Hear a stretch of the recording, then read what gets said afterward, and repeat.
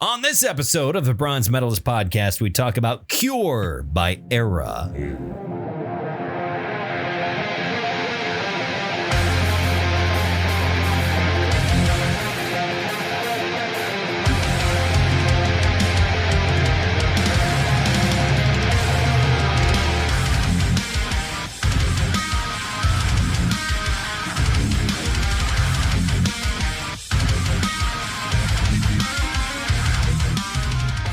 Hi, everyone. Welcome to another episode of the Bronze Metalist Podcast. I'm Kale. I'm OJ. We're two professional broadcasters. We like metal and we like to talk about it. Mm-hmm. And today we're going to talk about the latest album from American progressive metalcore band ERRA. It's called Cure. It came out last week. Yes. I think.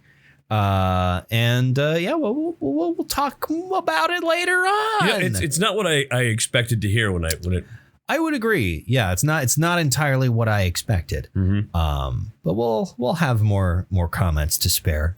About the album later. Okay. How are you, my friend? I'm feeling fantastic. My face is cold for some reason. Yeah, you look like a young boy. I do. A young boy that's been on a bender. A young boy who's not doing great. Who's this? This child has too many miles of bad road on their face. What traumatic event has befallen this 12-year-old? There's been some good road on there. Yeah, you are clean shaven. I am. It's been a while. Yeah. But your face must be cold. No, you haven't seen me naked like this in quite a while. Yeah. Sure. It was funny. I remember the I think it was the first time I did this in a long time. I think I mentioned that I was in this play earlier, The Importance of Being an Artist. Yeah. But I had to shave to be clean shaven for it. But I always had this big goatee or whatever. Yeah. And I was working in radio. We were doing weekly remotes at what was called Miracle Mart at the time. Okay. And they had a liquor warehouse. And our sales lady, Brenda, would pop popcorn and we'd talk about the specials on liquor. Yeah. And I had to shave that, and everybody's looking at me like, your face is weird. And it was like dead middle of winter. And this woman who was the manager named Sheila, she says, you know what? I mean, I realize you're standing by the door and the cold air is coming in. It's probably freezing your face. It's kind of it. You know, I knew it was going to happen. She says, maybe if you put, and she was serious, maybe if you put some kind of a muff on it. Maybe if you put a muff on your face. Could you put a muff on your face? You know how you put some muff on your face when you're cold? When you're cold, yeah. I mean, I like every opportunity I get when it's cold out to put a muff on my face. Of course. We get a lot of mileage out of that word at work. Yeah, we did. That's what we call our windscreens for our microphones. We call them our muffs. We call them muffs. Mm-hmm. And I think we've gotten all of the humor that could possibly be had out of that word. Been sucked out of it. It's just no longer funny anymore. Right. No, we've sucked all the joy out of our muff. We really have. Yeah. That's still ongoing. Sure. The sickness. Oh, the sickness. Yeah, we're still coughing. A little bit. I'm feeling way better than I was last week. I also am. Still a little sick. It's largely now the occasional cough and some nasal congestant with intermittent bouts of drippage, which don't you love when your nose can't make up its mind? It's like for a couple hours gonna be all stuffed up, and then for a couple hours it's all gonna come out. Right. I don't get why that's the way it goes, but it does. I'm just glad you were able to work in the word drippage. Drippage. You know, everyone's favorite word, drippage. When you get your nose gets moist and you get drippage. Yeah. And it's right. I can't think of something else that would make someone uncomfortable. Can't you? I mean, I'm sure I could if I really tried, but then we'll have who knows how many minutes of dead air. Exactly. While I rack my brain trying to think of a single word that if I wasn't trying to think of it would probably come to me instantly. Which I think that was a Butthole Surfers album was Moist Nose Panties Drippage. I wouldn't know, but given what little I do know about the Butthole Surfers, that seems like it is likely, and I'm going to take your word for it. You've been doing anything?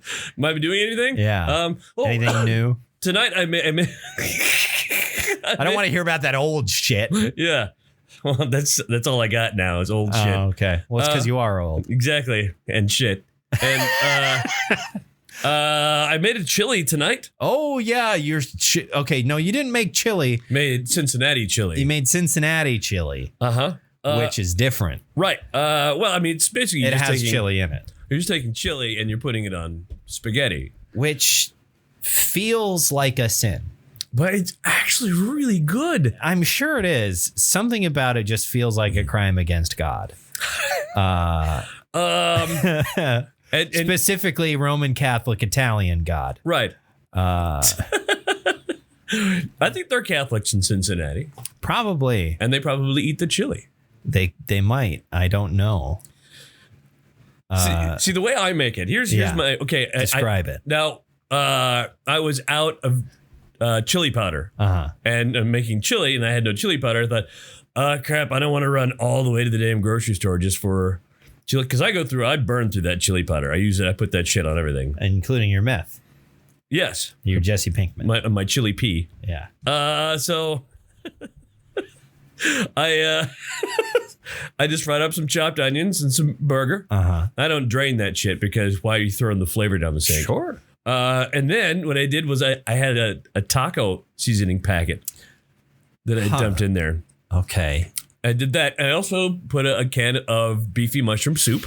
All right. And a can of the jalapeno flavored tomato sauce that you get. You've seen El Pato, it's called? I'm sure I've seen it. And a small can of tomato paste. I put that in there. And I had salted the onions and the beef when I was cooking them. But at the end, it was a little bit salty. I see. So I probably wouldn't do that next time. Okay. Then I put some different spices in there and some cayenne. It was really good. And then I put it on spaghetti noodles. Yeah, and you put all that on spaghetti.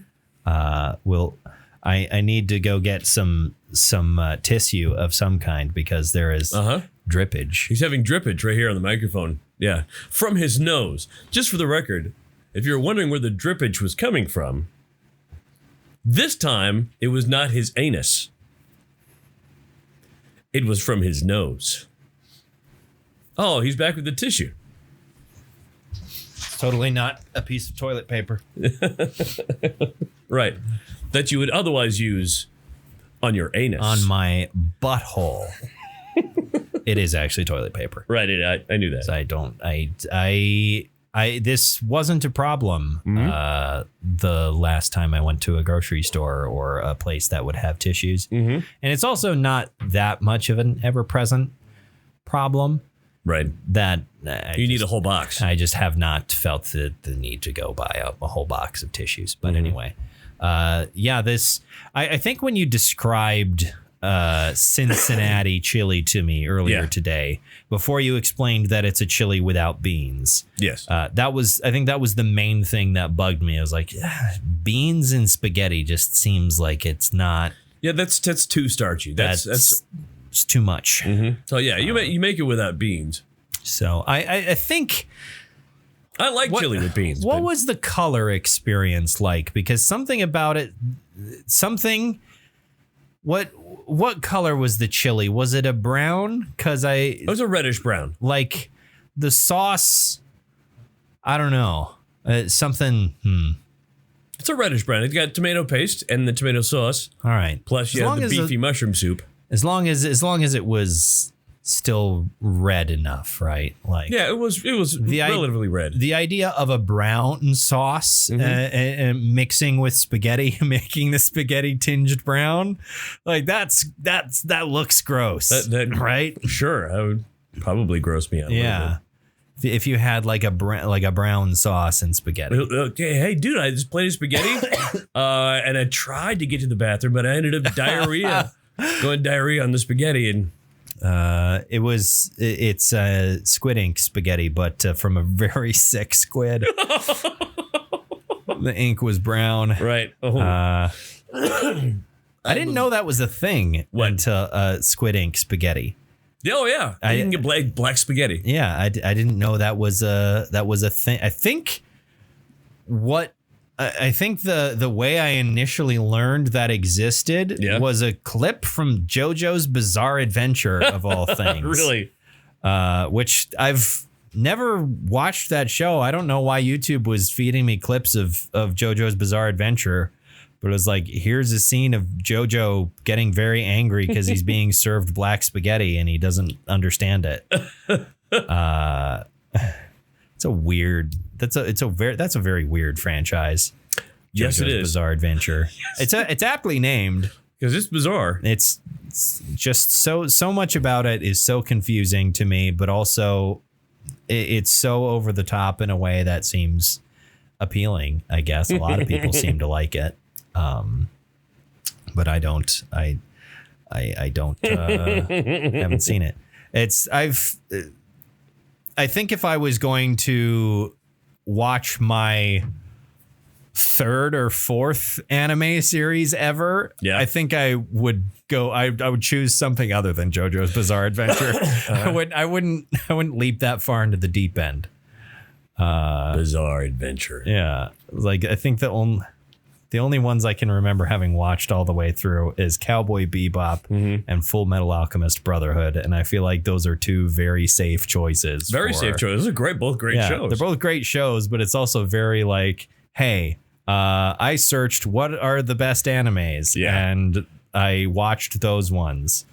I guess I could have tried to watch Evangelion, but I think that would have sent me into a depressive episode. Yeah, it would have. Several of the episodes are depressive. Only several. It seems like a good but miserable show. I can't think of anything that I've been doing to talk about. Nothing new. I think we've become boring. I think we've always been boring. We've just gotten more boring. I think we're getting bored with ourselves. That could be. Yeah. That could be.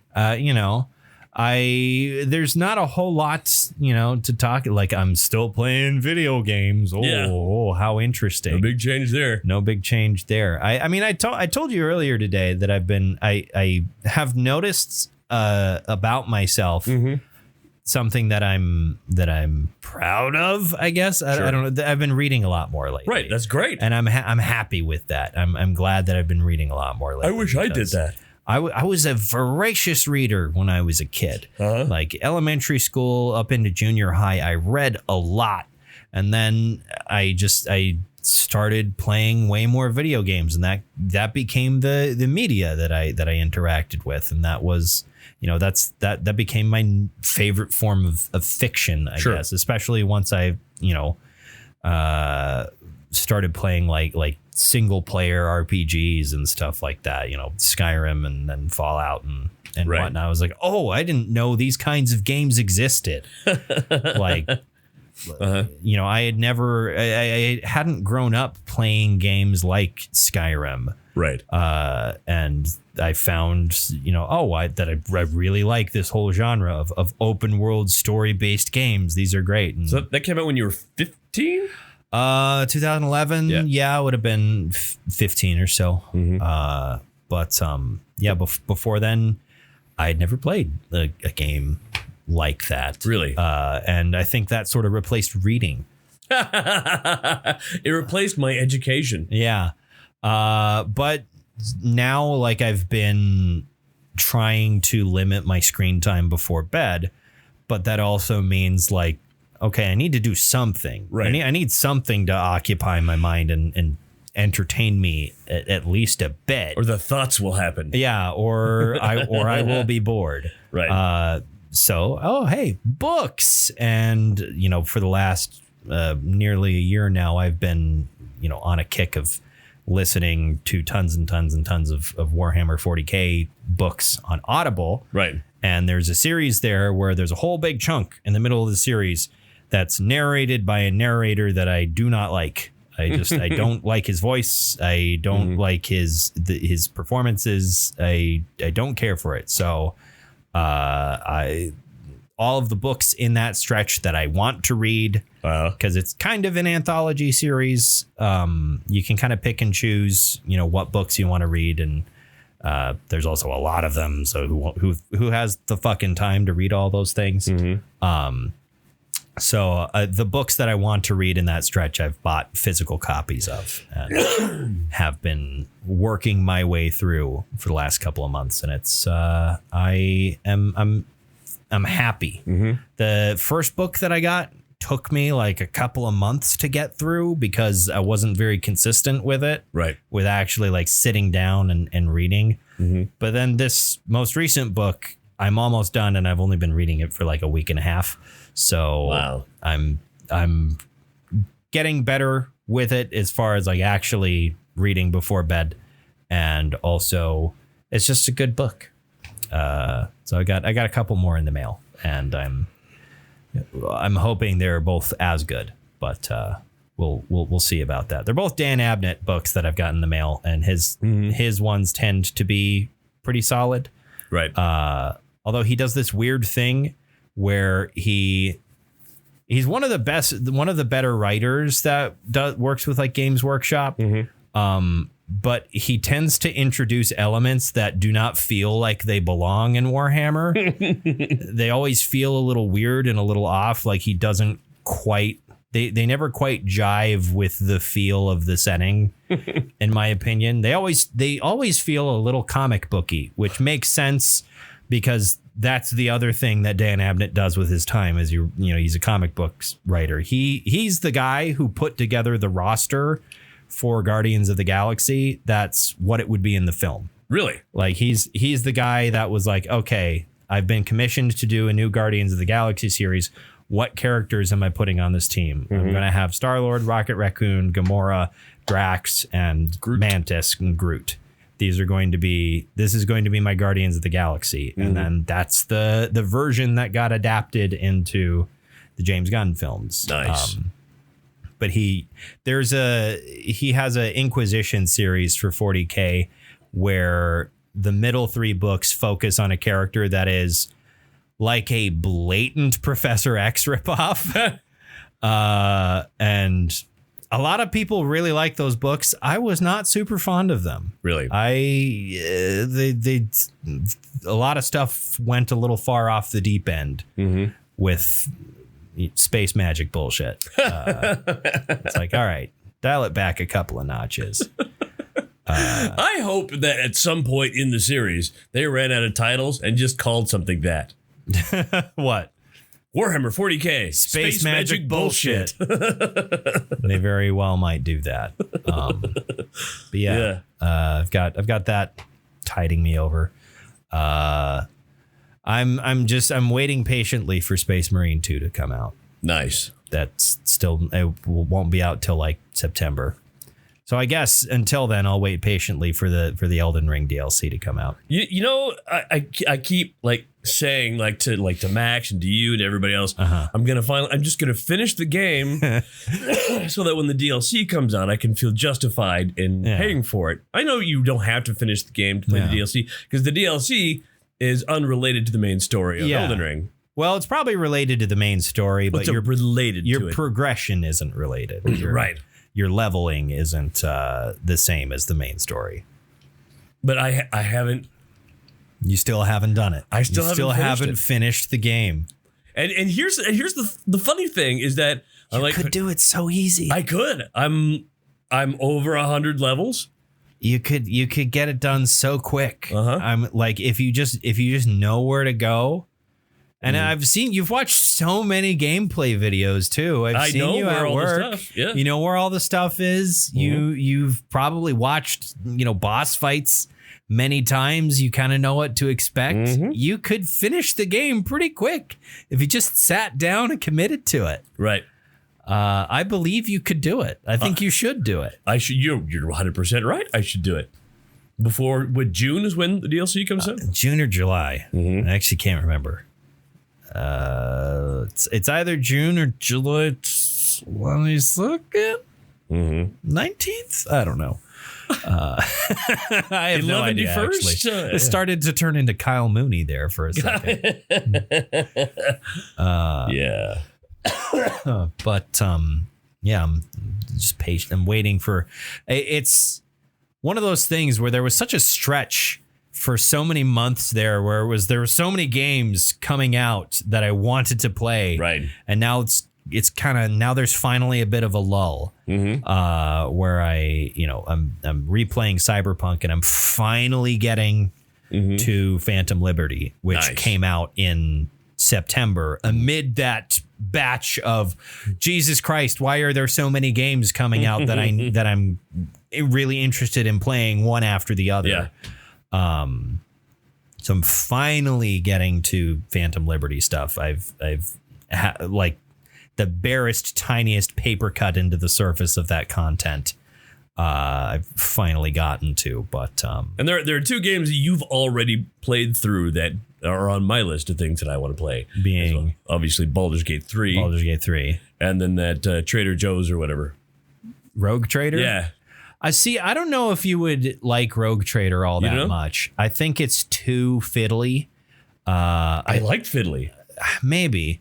It's also, I don't know how good the console experience is. Oh. I haven't heard anyone say anything about the console experience really.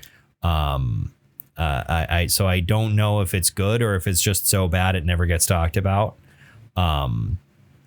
Like every time you level up in that game, prepare to spend about 45 minutes reading through every ability as you're leveling up, going like, and then as you're reading it, you get to the end of the description and go, what the fuck does that mean? I don't know how that works. I don't know what this is.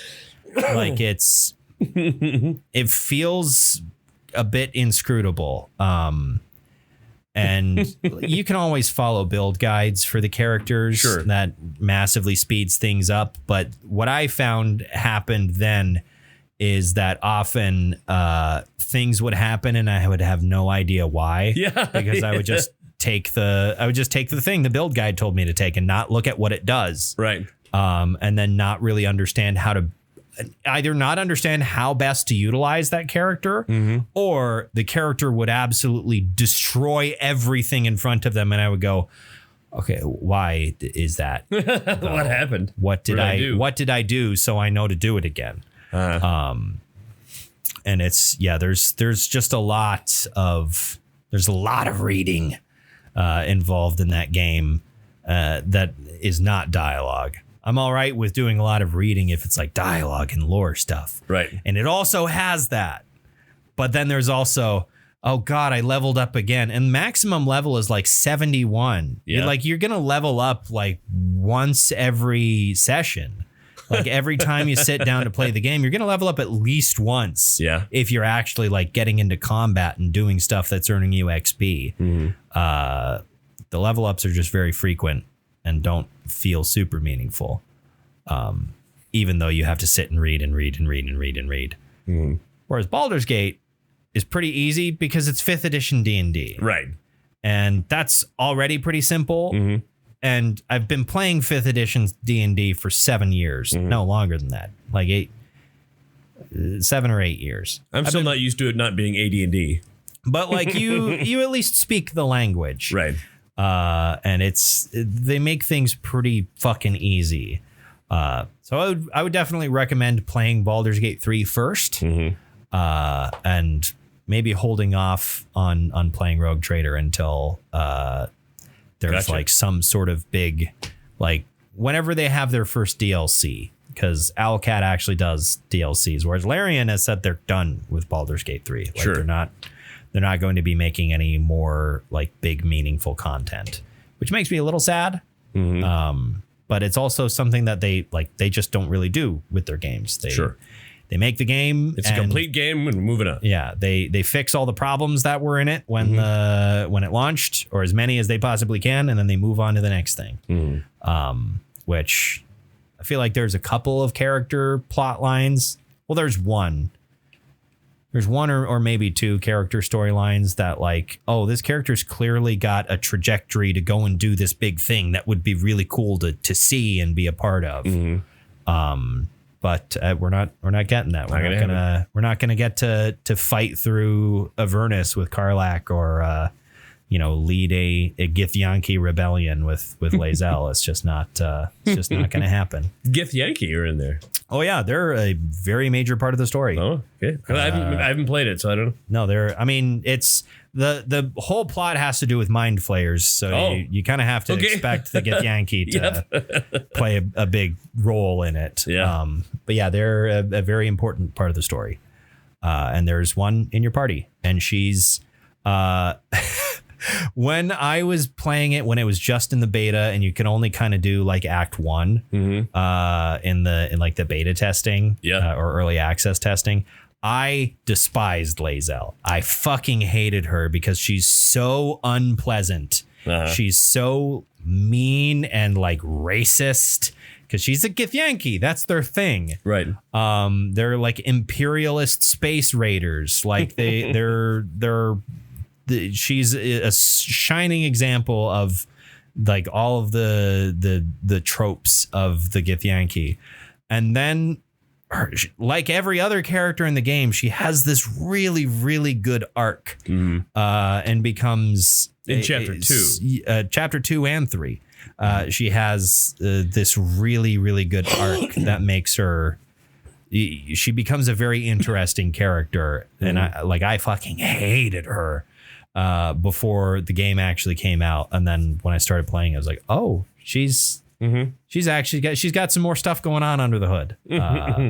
You don't actually play a Lithid at all.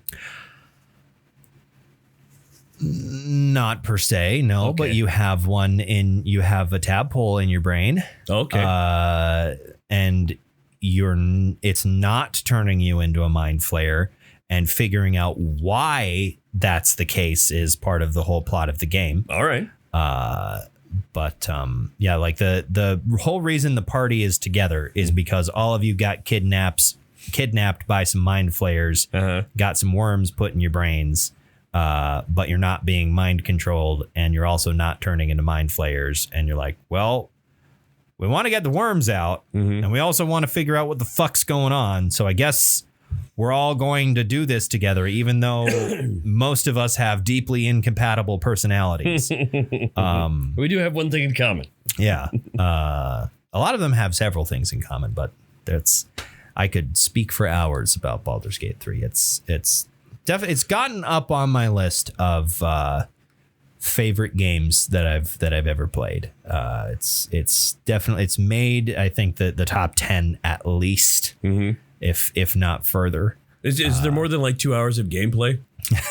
I don't know how many hours I put into my first playthrough, but it was at least 100. Gotcha. If not much more. It's hard to tell exactly. I guess I could probably tell if I popped open that save file, because it'll tell you like how many hours on that character. Steam is not quite reliable because I put a lot of hours into early access, and then I had a multiplayer campaign that I also did. So right. But yeah, good stuff. That game. You know what also is pretty good? Cure by ERRA. Do you have an Illithid tadpole in your brain? Maybe you should get a Cure for that. ERRA is an American progressive metalcore band from Georgia. And where in Georgia are they from? I think they're from Atlanta. The Atlanta area. Or the area, at least. So yeah, they've been around for a while. We've talked about them before. We talked about their self-titled album a couple of years ago. And this is their newest album, came out last week. It's pretty good. Yeah, it's very polished. It's very polished. I guess I'll lead with this because it will lead to, I guess, more fertile discussions.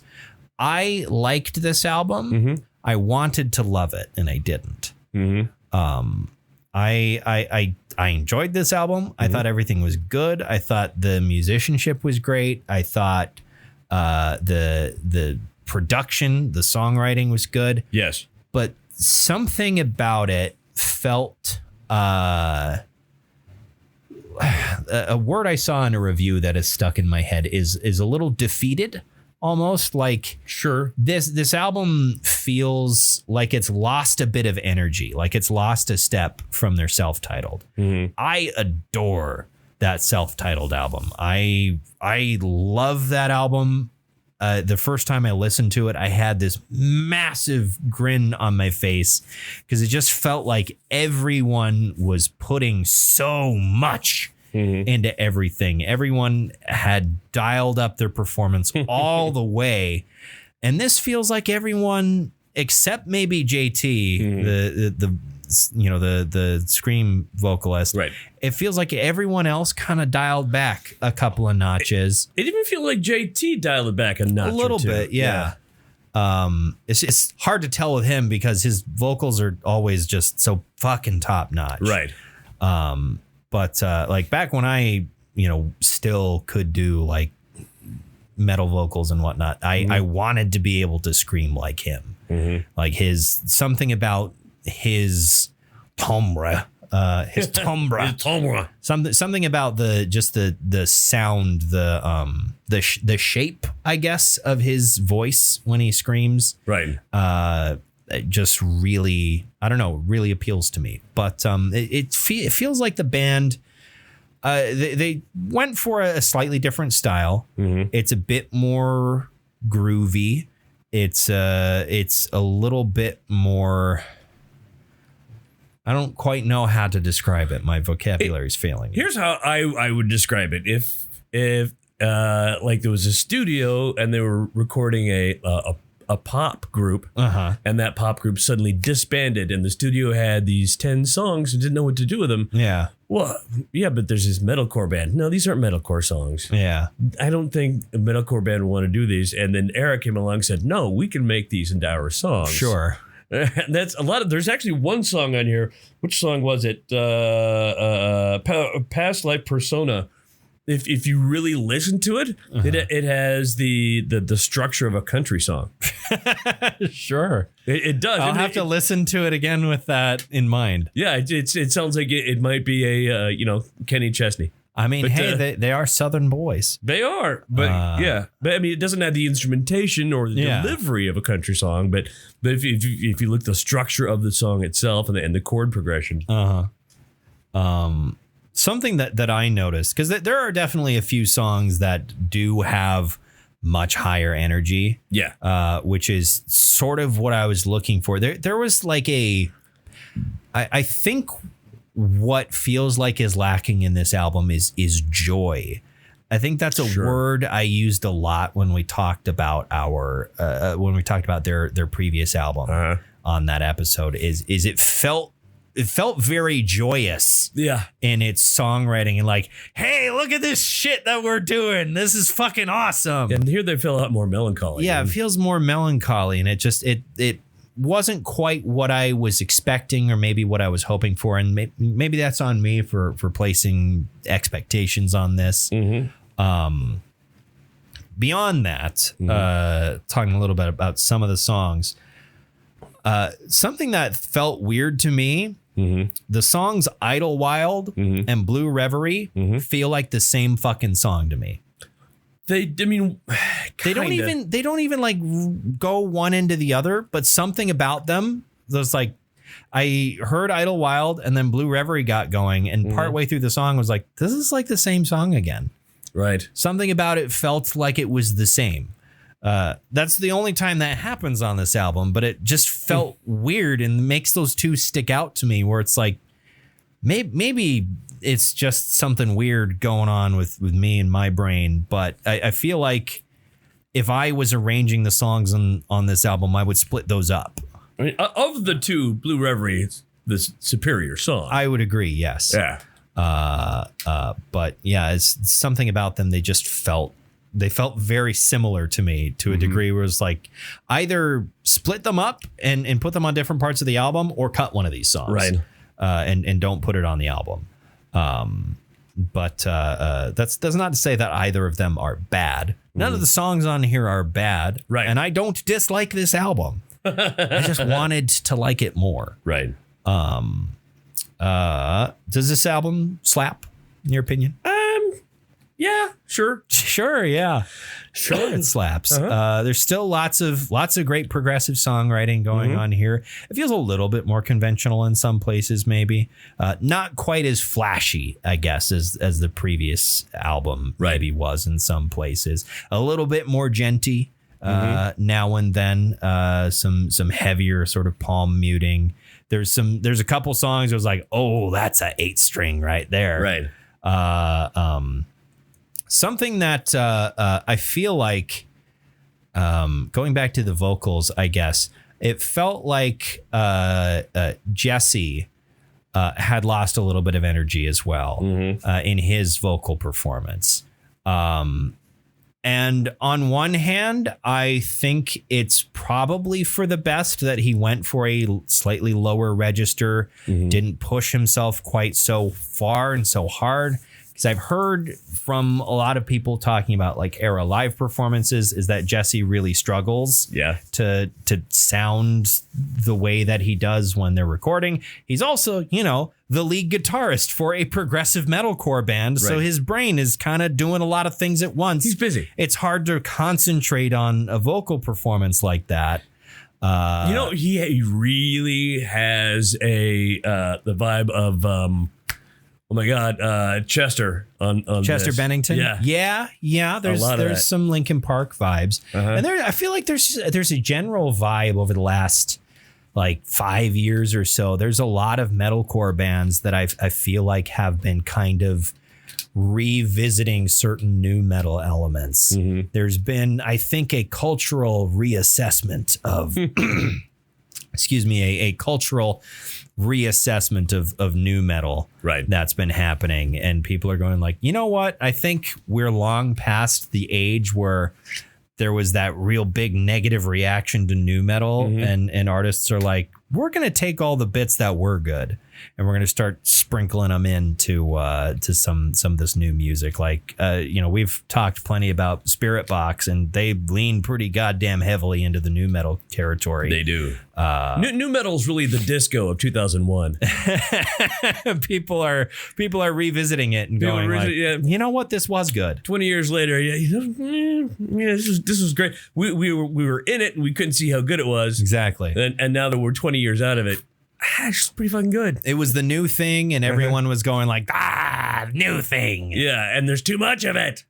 Yeah. And now and I think now especially too, you've got, a generation of artists and musicians that grew up listening to that when they were kids or they were teenagers. That's what my mom and dad listened to. So it's like, it's probably pretty foundational for a lot of people that are making music these days. I feel like Jesse, I think, probably made a good decision going for maybe some more achievable vocals on this. But I wish some of the energy was still there somehow. It feels, I don't know. Maybe normally I'm in the mood for stuff that's a little bit more melancholy, but it's not what I was expecting from ERRA. Right. I don't want to sound like a hypocrite. I don't want to be the guy that's always like, I like sad stuff, and then be like, this stuff is too sad. It just wasn't quite what I was expecting. Right. So I gathered 6 reviews up, averaged them out, came out to about 75%. Really? There was, did some light reading. There was some other people that I would say felt kind of the way that I feel about it, where they're like, we really loved that last one, and this one didn't quite meet the standard. It's still good though, but so at least I have some comfort in knowing that I'm not alone and feeling a little weird about it. But weird, but still positive about it. But what's your favorite song on this album? It's weird. I was trying to determine which song I did like the best, and I kept going back and listening to the song that I didn't want to be my favorite song in this album. Yeah. Why? Because it's not what I expected. It's exactly what you've been saying. It's not what I expected from this band. It's like very slow and down, but it's just the great melody. Okay. Which one is that? It is Blue Reverie. Blue Reverie. Okay. Yeah. Hey, that's fine. It's a good song. Yeah. I went with a song that appeals to my expectations for this album. Yeah. That I had to go back and listen to when I finished, which is Crawl Backwards Out of Heaven. That'd be my number 2. That song's a fucking banger. It is a banger. That's a real banger of a track right there. Mm-hmm. And it's the sort of thing that I expect from ERRA, and that appeals to me about them, I think. So yeah, I think Crawl Backwards Out of Heaven is some good stuff. Yeah. And there's plenty still on this album. I think one thing ERRA sets up really well that I think is a staple of the metalcore genre in general is setting up your vocalist to deliver an absolutely kick-ass line immediately before the heaviest fucking breakdown you've ever heard in your life. Yeah, right. And ERRA's really good at that. And ERRA's breakdowns are always really entertaining in a way that gets you moving more than just like, wanting to smash stuff and mosh. It makes you want to like groove and kind of dance a little bit. They do that really well. Like there's plenty of, really kind of generic metalcore breakdowns that are at this point pretty uninteresting, but are still fun to mosh to. There's a band that has some of the better breakdowns ever. And I listened to this on Amazon. Yeah. And what Amazon does after you've listened to a whole album, they're like, nah, don't stop listening now. Here's some other stuff. And you enjoyed it. You listened to that all the way through. You listened to this. Well, I didn't realize it had done that because I was doing the dishes and doing some cooking, and then the phone was plugged in and across the room. Okay. And it played another song. Wow, and this one's got really great breakdowns too. Wait a minute. This is Architects. Oh yeah, yeah. Architects very good. Has got some very good breakdowns in there. And again, the set your vocalist up for a killer line immediately before the breakdown. Although Sam's lines usually end with blah. I sometimes, by the way, throw that into classic rock songs while I listen to it. Oh. Just a throat, a throat noise. What metal do you bestow upon Cure like Maz Kanata to Chewbacca? It's a solid silver. Yeah, I agree with you there. It's definitely solid silver for me. I think I'll have to revisit this, listen to it some more, and figure out exactly, sort of work through my feelings about it, man. I gotta work through these emotions, dude. Oh man. But yeah, just sort of reappraise it maybe a little bit. I don't know, because like I said, I really love their self-titled album, and I wanted to like this a little bit more. Something that I do like though. I feel like there's a lot of bands out there where their self-titled album is usually not all that great. There's a lot of bands that have a self-titled album that's kind of like that. This is generic. This is like the most generic form of what this band is. And ERRA, it might be their best album is their self-titled one, which feels appropriate. The only other band I can think of that comes to mind for that is like This Will Destroy You, their self-titled album, which is their second album. Is probably, will remain their best for the remainder of their career. But like Metallica's self-titled album was their best. Famously everyone loves Metallica's self-titled album.